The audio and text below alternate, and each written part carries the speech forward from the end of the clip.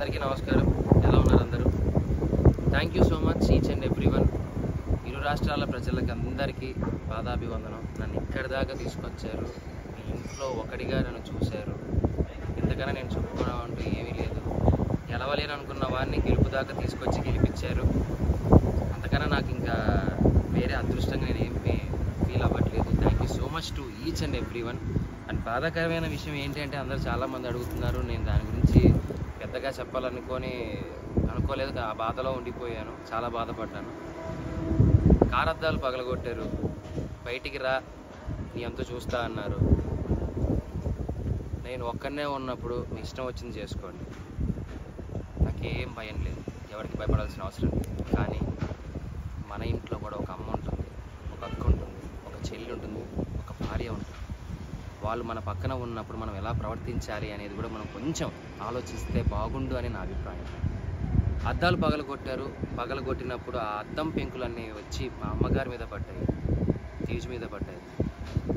ఏమీ ఎవరికి కాలేదు కాబట్టి సరిపోయింది. అదే ఆ పెంకుల వల్ల ఏదైనా జరగరాని జరిగిందంటే, ఆ రాళ్ళ వల్ల తల పగిలి ఎవరికైనా ఏదైనా జరిగిందంటే నేను ఈరోజు ఎవరిని కోల్పోయేవానో నాకు తెలియదు. ఇలాంటివి ఇంకెప్పుడు ఎవరికి జరగకూడదు. ఇలాంటివి ఎప్పుడు ఎవరికి చేయకండి. మీకు కోపం ఉంటే తిట్టండి, పడతాను. కామెంట్ పెట్టండి, చూస్తాను. ఇంకా కోపం ఉంటే వీడియోలు తీసి పెట్టండి. ఎలాగో పెట్టారు, నా కుటుంబాన్ని మొత్తం బాధ పెట్టారు. నేను ఏది పట్టించుకోవట్లేదు. ఎందుకు అంటే నేను నమ్ముకుంటే నా హీరో, నా గురువు మాస్ మహారాజా రవితేజ గారు, ఆయన వచ్చి నాకు అవకాశం ఇచ్చిన రోజు నేను గెలిచాను. నేను బయటికి వచ్చిందే ఆ గెలుపులో వచ్చాను. కానీ గెలిచి ఒక ఆనందంతో బయటికి వస్తాను అనుకున్న నన్ను, నా కుటుంబాన్ని రోడ్డు మీద నించోబెట్టారు. అది చాలా బాధ వేసింది. పర్లేదు, నన్ను ప్రేమించే వాళ్ళు, నన్ను అభిమానించే వాళ్ళు ఉన్నారు కాబట్టి దేవుడు చల్లగా చూడబట్టి మా అమ్మకి, నా భార్యకి ఏం కాలేదు. నాకేవైనా పర్లేదు.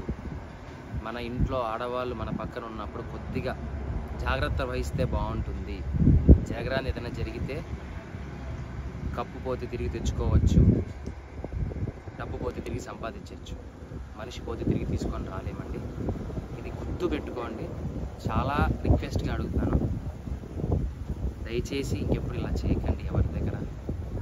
Thank you so much. ఇప్పటికీ మీకు నా మీద ఏదైనా కోపం ఉంటే ఎక్కడ రమ్మంటారో చెప్పండి, వస్తాను, మీ ఇష్టం.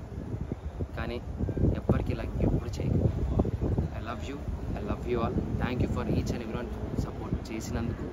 సపోర్ట్ చేస్తున్నందుకు ఇంతకన్నా ఏం చెప్పలేదు. Thank you so much.